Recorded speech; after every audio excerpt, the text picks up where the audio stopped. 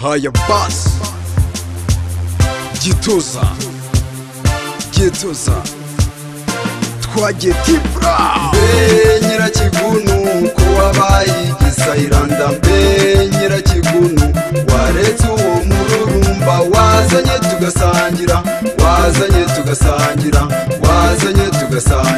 ukareka uwo mururumba tujya wambara inkweto ufite imyate ku birenge kandi ufite amafaranga ipantaro yuzuye ibiremo reba ikote ryawe ryatonzeho urubobi ntujya wigurira agasabune kandi wirirwa mu kabari mbe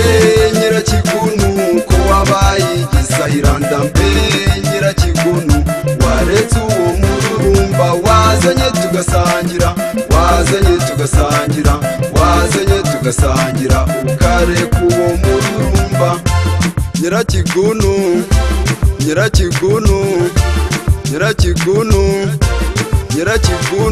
Nyiranda gabanya umururumba Nyirakigunu abashyitsi barashonje Nyirakigunu ibiryo byahiye Nyirakigunu wikongeramwo amazi Nyirakigunu bizane tubisangire bizane dusaranganye bizane Nyirakigunu ko wabaye igisahiranda mbe Nyirakigunu waretse uwo mururumba wazanye tugasangira ukareka uwo mururumba wanze kundihirira kandi naratsinze ikizami wanze kundihirira amafaranga uyafite uba gito ugira ubugugu ugira ubusambo urahuba ugira inda nini yakunaniye ntujya utanga ntujya urekura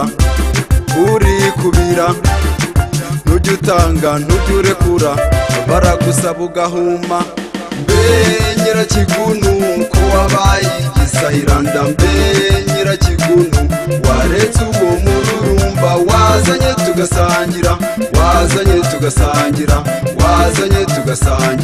ukareka uwo mururumba mbe